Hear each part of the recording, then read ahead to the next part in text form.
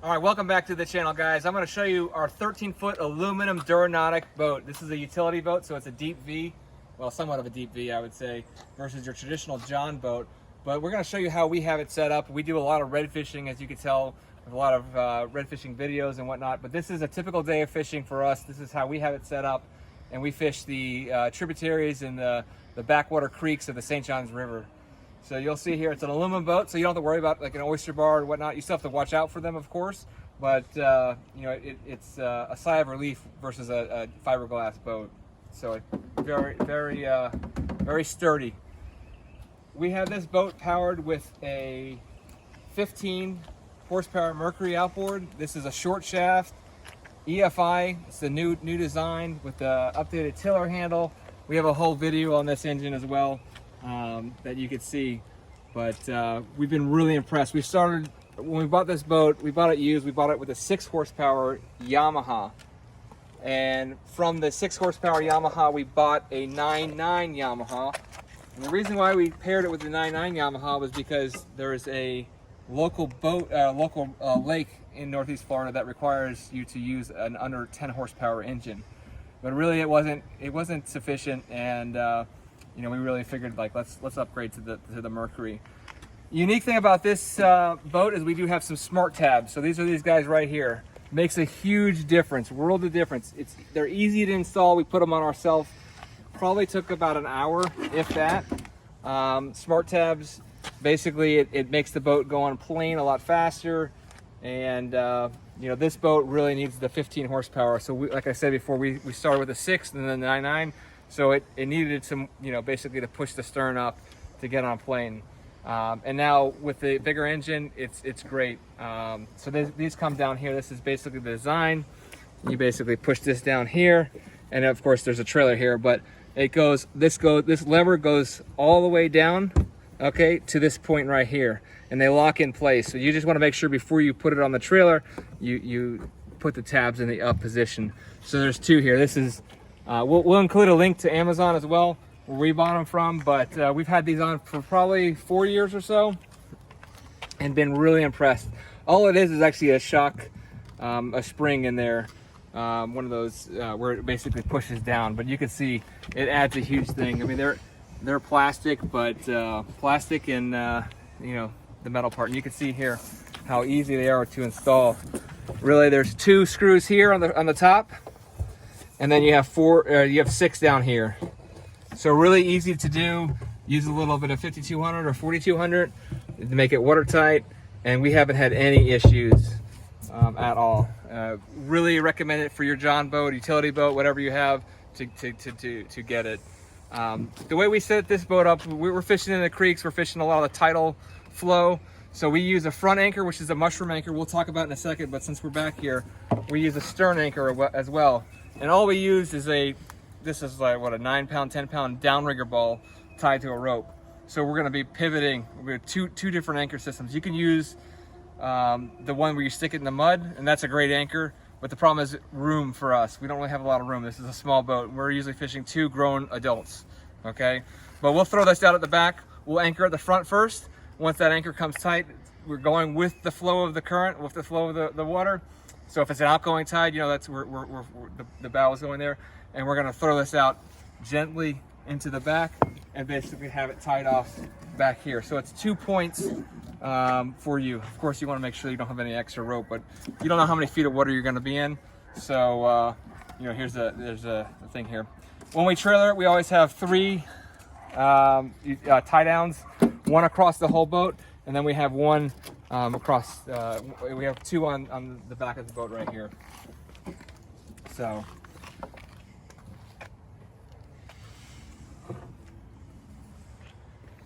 and this trailer has been pretty good to us. We've maintained it, you know, every other year we take it to the trailer guy. We've put new leaf springs on it. I think we even got a new we got a new axle or whatever. But you know, your yearly cost for maintaining the engine is, call it $150–200 per year, assuming regular use. And then the trailer, you're gonna add another $100 on a year, $120. So in total, the maintenance of this boat is probably $400 to $500, maybe $600, depending on if you have to do anything major. But the major thing we had to do on the trailer was replace the leaf springs and the axle. So that was like $500 or so. But come along here, we'll show you.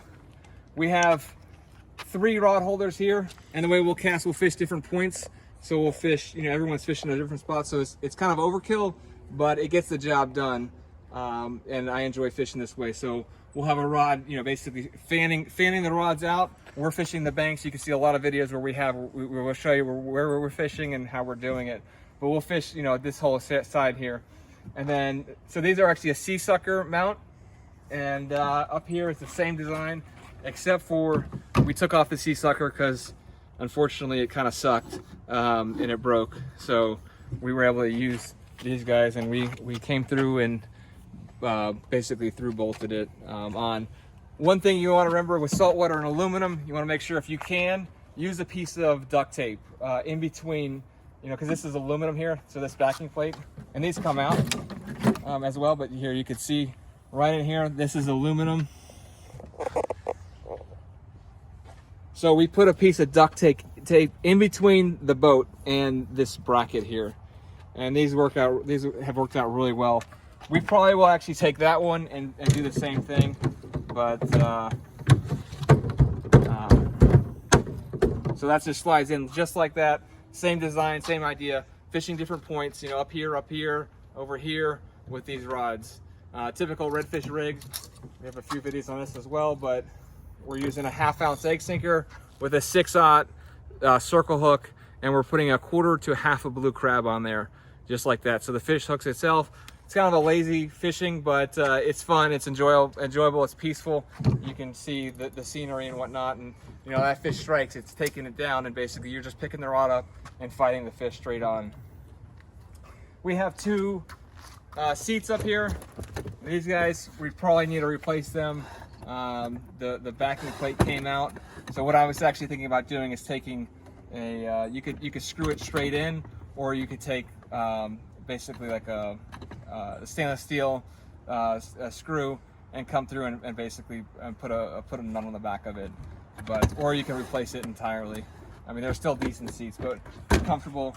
We did have to back here, I'll show you, there's a bar, there's a plate here. We had to have the local welding guy install this. He's the maintenance guy, he does the trailers for us, but he was able to install that. So because we basically ripped the seat through, and nothing else would work. But it's an option for you. I think he charged me about $100 to do this and to install it, but I can tell you this isn't going anywhere. It's in there with the job that he did. We do keep an oar. You don't want to be up the creek without an oar. This is helpful. We're fishing in kind of brownish water, so really you need to, if you ever get in trouble where you need to push off from something, or if I'll grab the anchor line with the top of this. So I always keep this handy. I'll just add, this is what, a 3-gallon tank. This is the original 3-gallon tank that came with the engine. We burn a typical day of fishing. We're burning, call it a gallon and a quarter at most. But for a full day of fishing, we recommend and only use ethanol free. Look, it's it's an extra 50 cents a gallon or whatever for the ethanol free. We love the farmers, but in this case we don't want the ethanol in the fuel, just because if you let it sit, you don't want to be in a position where it can destroy your engine. Now we have these mats here. These were actually from Costco. They were cheap. They're outdoor mats, and when we're not using the boat, so when we're using the boat, this guy's a little straight here, makes it less, it's not as hot on your feet, and a little bit of soundproofing as well. When we're not using the boat, of course, all this stuff will come off, even the fuel tank, and we'll take these mats and I'll actually cover the engine just over that, just so at least it's some protection, and then I'll cover the seat up here. But moving forward, we'll have another mat. We have another mat up here, and I'll leave my tackle bag there. Typical stuff. Red fishing here is very simple. You can also do, you can use a popping cork, you can use a jig head, but typically today we went fishing and we only use this same setup. You want your drags also fairly tight. You can see here, these are, you know, it's not like a loose drag, because you want to make sure you hook the fish. Okay, moving on up, we do have, so here's my tackle bag.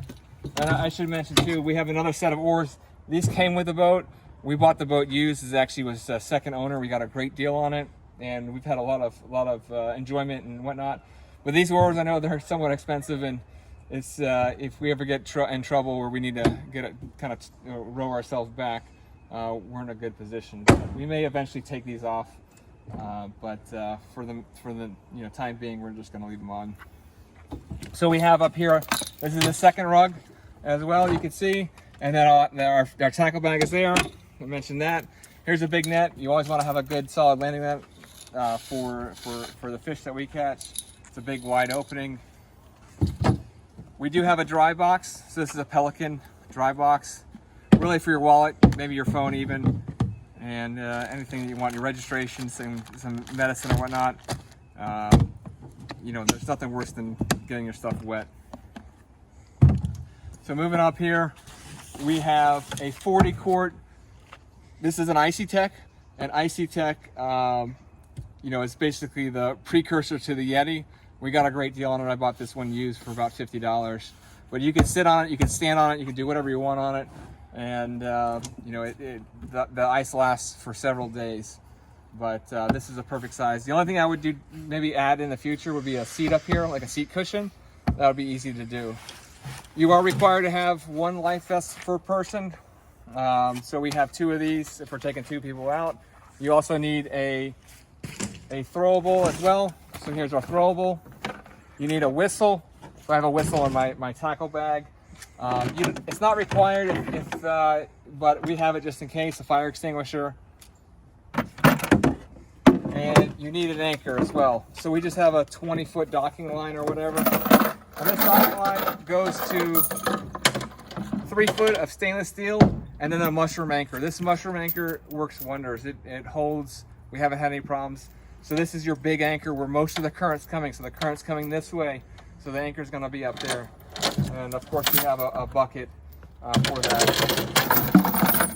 And you could tie the anchor line straight to this piece right here, okay, if you wanted to, but we actually have a sea sucker. This one actually does suck, so that's on there nicely.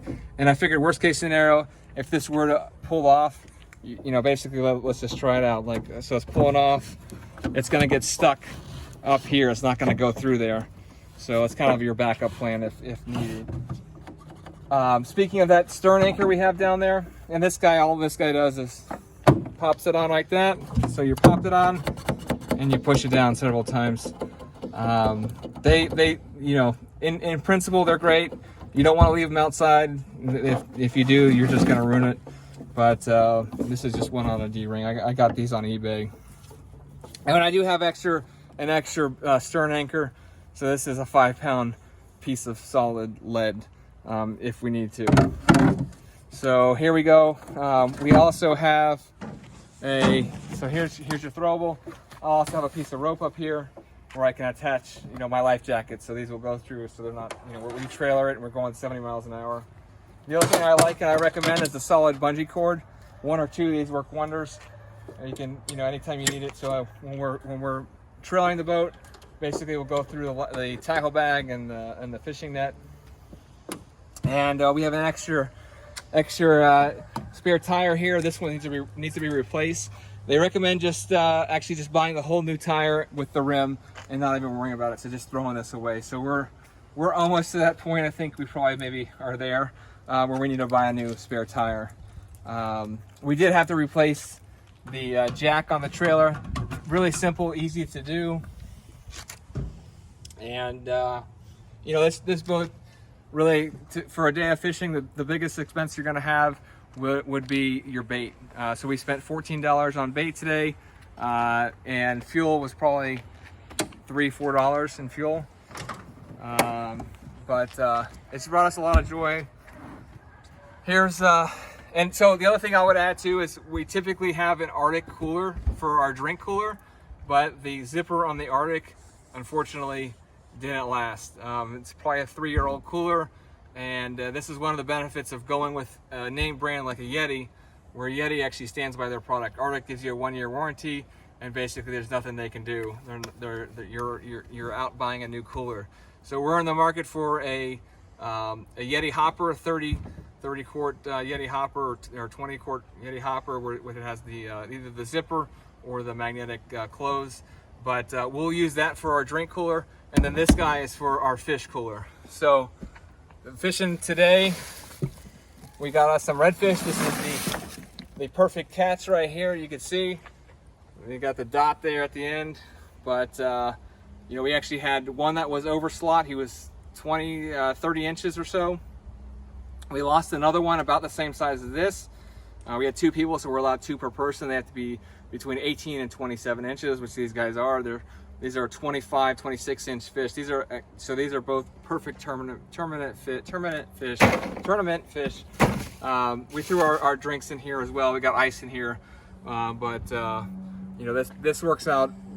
This setup works really well for what we're doing. Like I said, it's easy to do.